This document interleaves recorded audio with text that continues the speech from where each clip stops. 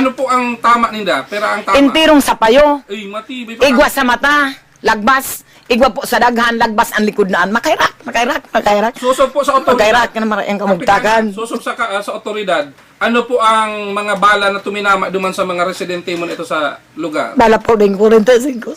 Bala po ning 45 kang di talaga po nagtutugma duman sa istorya mo na ang mga darang badil ninda kan nagkumprontasyon kamo mga mga 45 badil sa Armalite. Iya po 45. Pero po ang kambanggin ito dahil ka na nagbalik duman sa lugar na pinangyarihan. Grabe ang tensyon kan tawo. Bilog na barangay. Grabe ang apon sa ko. Dahil ako nakabalik doon. Dahil ka na nakabilta duman sa ano nito, Iyo po. sa seguridad mo man. Iya po. So anong oras na po nako si mga bangkay duman sa lugar na pinangyarihan kang krimen? Pag-aga na po, mga 6 o'clock ako na po naman. Abot ang mga polis, mga 7:30. Dangan po mga militar na nagparaapon ako diyang kitchip. Nagbag-arap. Di ano na po, March 23 Domingo. Iya po, amay. Ano po ang ano yan? Pagbalik duman, pag abot ka ng mga polis, ano si grupo kang task force kalikasan, yaon pa duman sa lugar? Ni sarong task force kalikasan, dait po ning nahiling na duman sa eryang ito. Pagka, di kan, kung pag Sabado yaraon sinda duman, pagkatapos kang pangyayari, pagkatapos kang massacre sa gata, ni sarong kalikasan na miyembro, dahil na lamang nagpahiriling duman. Dahil na po ning nagpahiling, tapag alauna ning banggi, may nag-report sa ko, duwang motor ang naghalik, kinamata nga ikap, wara na nga sa task force sa kalikasan. May naglarga. May naglarga ning duwang motor na huminali duman sa lugar kang gata na mga nakasakay duman, mga taga-task force kalikasan. Iyo po. Pagkatapos kang pambabadil na alas 9:30. Iyo po. So ngunyan kap ano nang hain na si mga gada na ito?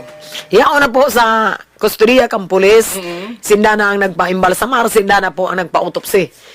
Binayaan ko kasud sa karamuan, tapasiring ako digde. Sinda na po ang nagpakarahay kang pulis. Hirak man na maray kang kamugtakan, tiyo sa mga tao, yung sa nagayap buhay, ayib na taktor, kalisasan.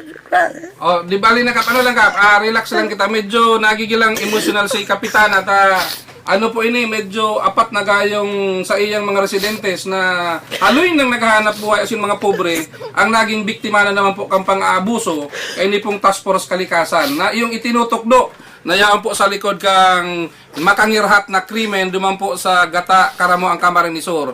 Kung igwa kakap na mensahe na gustong ipaabot sa task force kalikasan, ano po ang mensaheng ipapaabot mo sa inda?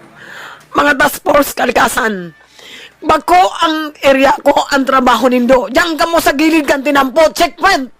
Hapotonin na si Tria, dapat tao siya magbasa. Pinakairaman ng barangay ko, hirak man ka ng tao ko. Kaya bako, tranquilong maraya sa kuyang lugar. 20 anyos na akong nanunungkulan, nakaanom na akong trenyo. Ngunyan nang nagkaikmaning try dyan, araw ko ini. Naibo, nadadala ko ng tensyon sa irak man ka sa kong mga tao. Pinakairaman ninyo. Anak buhay, pinainagawa na ninyo.